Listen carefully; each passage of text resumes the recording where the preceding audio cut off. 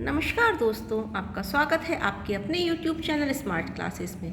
Friends, जैसा कि आपको पता है हमारी थ्योरी ऑफ पर्सनैलिटीज़ चल रही है, जिसमें हमने टाइप थ्योरी के विषय में जान लिया था।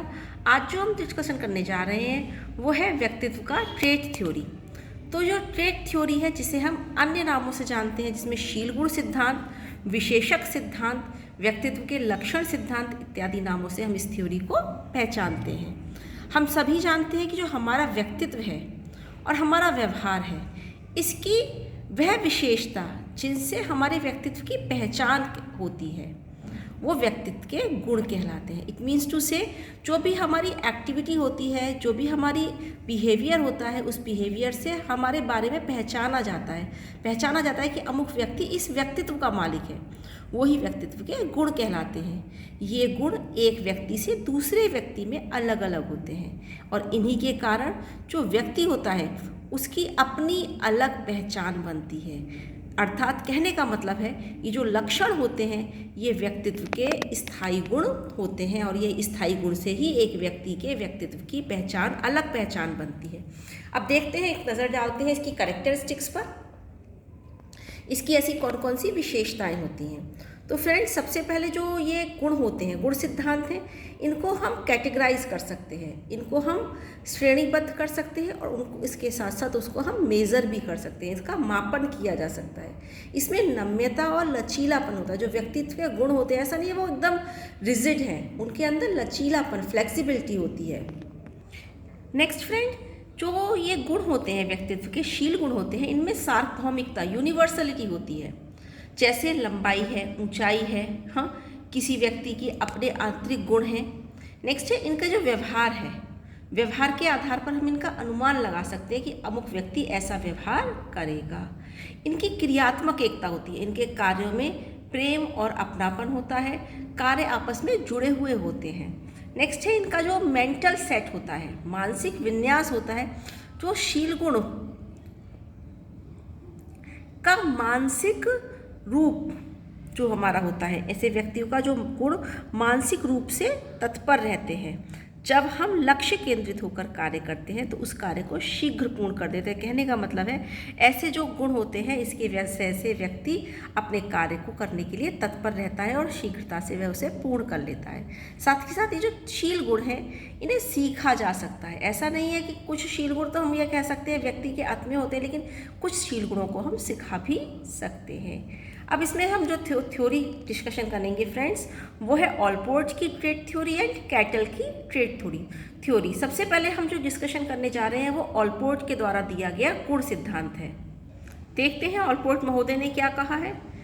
गॉर्डन ऑलपोर्ट के शील गुण सिद्धांत में मानवतावादी व व्यक्तिवादी दो लक्षण परीक्षित होते हैं। यानी कि जो ऑलपोर्ट ने जो ये गुण सिद्धांत दिया है, इसमें एक तो ह्यूमनिस्टिक, हाँ, और एक इंडिविजुअल से संबंधित दो मेन ट्रेट्स दिखाई देते हैं। ऑलपोर्ट व्यक्तित्व संरचना की इकाई को शील गुण को मानते, कहते हैं जो व्यक्तित्व है उसका जो संरचना है, उसका जो निर्माण है, वह शील गुणों के माध्यम से हुआ है। शुल्ज ने इनके विषय में कहा है, ऑलपोर्ट ने शील गुणों के उद्दीपक के भिन्न प्रकारों के प्रति समान रूप से अनुक्रिया करने का झुकाव और पूर्ववर्ती के रूप में परिभाषित किया है। अपने वातावरण के उद्दीपक पहलुओं की ओर संगत एवं सराहनीय ढंग से अनुक्रिया करने के तरीकों को शील गुण कहा जाता है। एक बार फिर से नजर डालते हैं, शुल्ज ने क्या कहा है। ऑलपोर्ट ने शील गुण के उद्दीपकों को विभिन्न प्रकारों के प्रति समान ढंग से अनुक्रिया करने का झुकाव और पूर्ववर्ती के रूप में परिभाषित किया है। कहने का इनका मतलब है, जो भी हमारे शील गुण हैं वो किसी स्टिमुलस के प्रति कोई अपना रेस्पॉन्स करते हैं।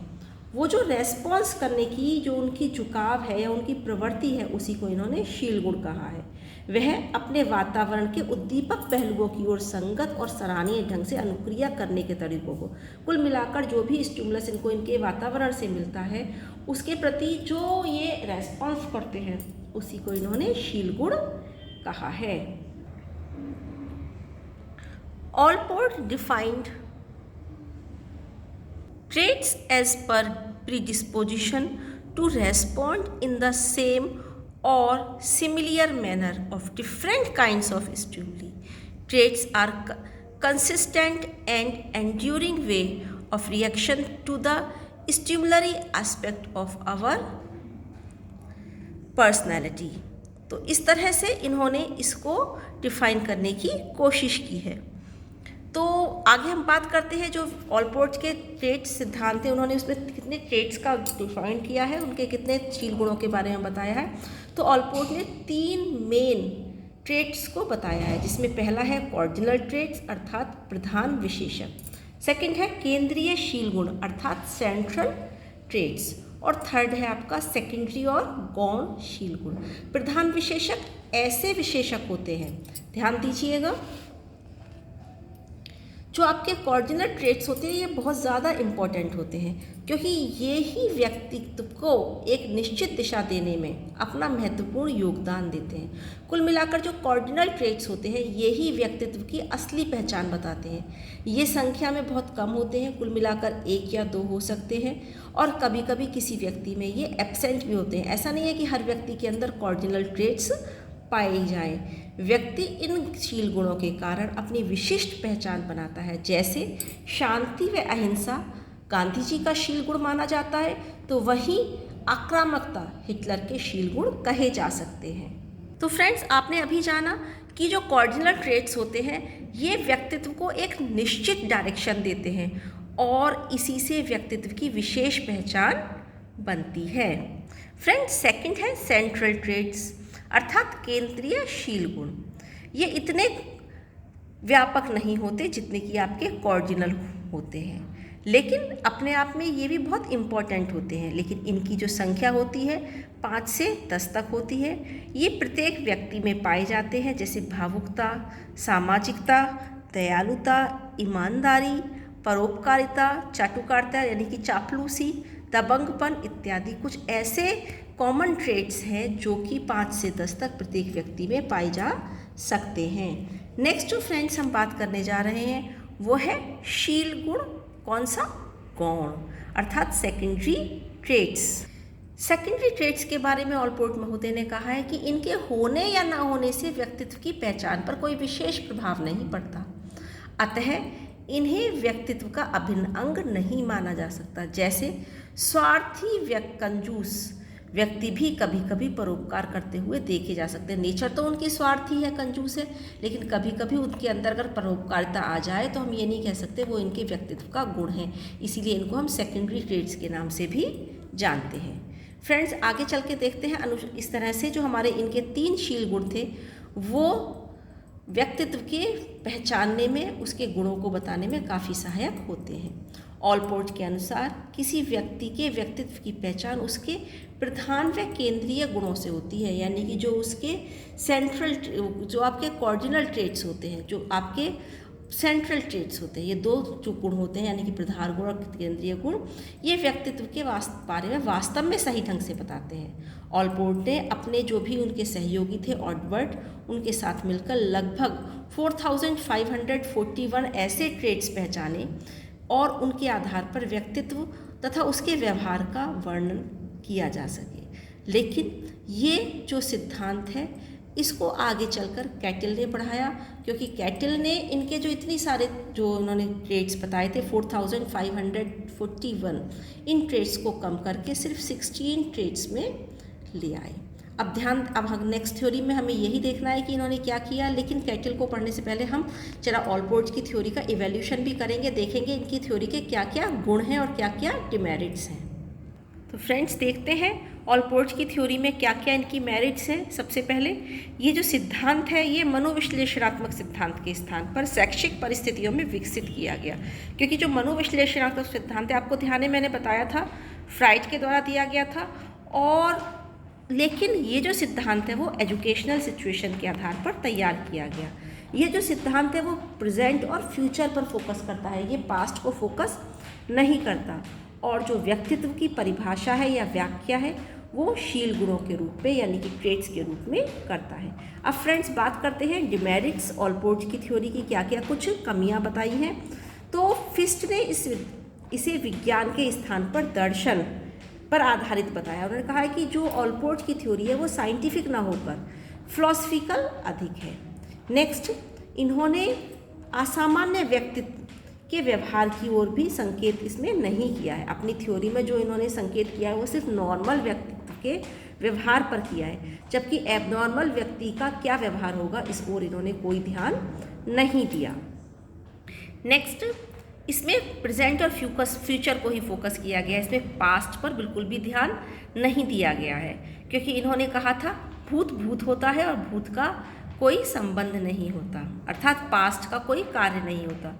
नेक्स्ट, जो ऑलपोर्ट है, इन्होंने अपनी कार्यात्मक स्वायत्तता यानी कि फंक्शनल ऑटोनॉमी में यह नहीं बता पाए कि किस प्रकार मौलिक अभिप्रेरक एक स्वायत्त यानी कि ऑटोनोमस मोटिव के रूप में बदल जाते हैं। कुल मिलाकर जो इनके फंक्शनल ऑटोनॉमी है, हाँ, उसमें इन्होंने एक चीज़ क्लियर ही नहीं करी कि एक जो आपका नेचुरल मोटिव होता है वो किस तरह से इंडिपेंडेंट या ऑटोनोमस बन जाता है। नेक्स्ट, ऑलपोर्ट के भावमूलक दृष्टिकोण की आलोचना की जाती है, क्योंकि ये भावमूलक हो जाते हैं। नेक्स्ट, शुल्ज ने ऑलपोर्ट के इस दावे को अस्वीकार कर दिया कि बालक व वयस्क तथा सामान्य व असामान्य में अनिरंतरता होती है, उनमें कंटिन्यूटी नहीं होती। इस चीज़ को शुल्ज ने रिजेक्ट कर दिया था। ऑलपोर्ट ने व्यक्तित्व पर पड़ने वाले सामाजिक कारकों के प्रभाव की भी उपेक्षा की है। कुल मिलाकर जो सोशल फैक्टर्स होते हैं जो हमारे व्यक्तित्व को प्रभावित करते हैं, इन्होंने उसकी ओर भी ध्यान नहीं दिया। लेकिन फिर भी जो ऑलपोर्ट का सिद्धांत है वो शिक्षा के क्षेत्र में बहुत ही महत्वपूर्ण है। इसके बावजूद भी ऑलपोर्ट का सिद्धांत बहुत ही ज़्यादा स्टिमुलेटिंग है और बहुत ही ज़्यादा व्याख्यात्मक है। तो ऑलपोर्ट का जो ये सिद्धांत है ये वास्तव में कैटल के सिद्धांत के लिए एक बेस बनकर आया है। अब बात करते हैं फ्रेंड्स कैटल्स की ट्रेट थ्योरी। आरबी कैटल ने ये जो थ्योरी दी है वो ऑलपोर्ट से प्रभावित होकर दी है। कैटल ने फैक्टर एनालिसिस मेथड का प्रयोग करके व्यक्तित्व को एक्सप्रेस करने वाले सामान्य गुणों को जाना और इसे ही इन्होंने पर्सनैलिटी ट्रेट्स अर्थात व्यक्तित्व के शील गुण कहा। इन्होंने व्यक्तित्व को 4 कैटेगरीज में डिवाइड किया। इनका ये जो सिद्धांत है मुख्य रूप से वंशानुक्रम अर्थात हेरेडिटी और शिक्षा इसके थ्योरी के मेन फैक्टर्स हैं। अब इनके देखते हैं इनके कौन कौन से 4 मेन फैक्टर्स इन्होंने बताया, 4 कैटेगरीज बताई हैं। नंबर 1 कॉमन ट्रेट सामान्य शील गुण, ये सभी व्यक्तियों में समान पाए जाते हैं, जैसे स्वार्थी, ईर्ष्या, आक्रामकता आदि। यानी कि जो गुण प्रत्येक व्यक्ति में पाए जाते हैं उसे हम कॉमन ट्रेट्स या सामान्य शील गुण। नेक्स्ट स्पेसिफिक ट्रेट्स अर्थात विशिष्ट शील गुण। ये शील गुण विशेष व्यक्ति तथा समुदाय में पाए जाते हैं, जैसे आदर्श नेता, आदर्श माता पिता, किसी जाति का विशेष गुण, तो जिससे हमें किसी विशेष व्यक्ति या विशेष समुदाय के बारे में पता चलता है, वो हमारे कहलाते हैं स्पेसिफिक ट्रेट्स।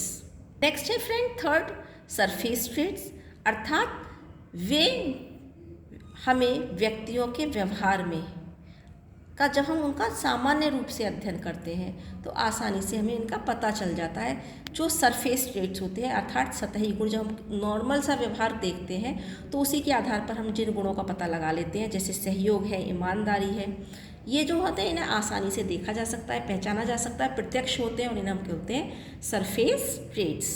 नेक्स्ट है फ्रेंड्स सोर्स ट्रेट्स, वे जिनका आभास हमें आसानी से नहीं हो पाता तथा ये व्यक्तित्व के व्यवहार के पीछे छुपे हुए होते हैं। हाँ, ये व्यक्ति के एक विशेष प्रकार के व्यवहार को प्रेरित करते हैं। ये जो व्यवहार होता है ये अप्रत्यक्ष होता है, इन्हें हम आसानी से पता नहीं कर सकते। ठीक है, जैसे व्यक्तित्व का, किसी व्यक्ति का रुतबा, उसकी पहचान, उसका कार्य करने का तरीका, उसका मोटिव, इन सबको हम आसानी से पता नहीं लगा सकते, इसलिए इनको हम सोर्स ट्रेट्स या स्रोत गुण भी बोलते हैं। कैटल ने व्यक्तित्व की व्याख्या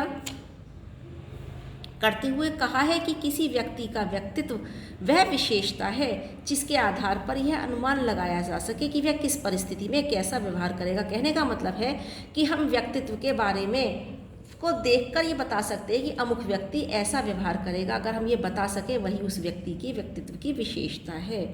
व्यक्तित्व विशेषक मानसिक संरचना है तथा इन्हें व्यक्ति के व्यवहार प्रक्रिया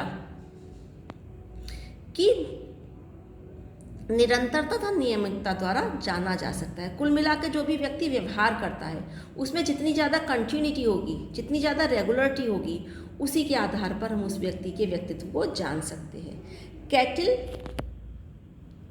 के प्रसिद्ध व्यक्तित्व मापन उपकरण, फ्रेंड्स इस पर बहुत ज़्यादा क्वेश्चन बनता है कि कैटल का कौन सा व्यक्तित्व मापन उपकरण है। उसे हम 16 PF क्वेश्चनियर बोलते हैं।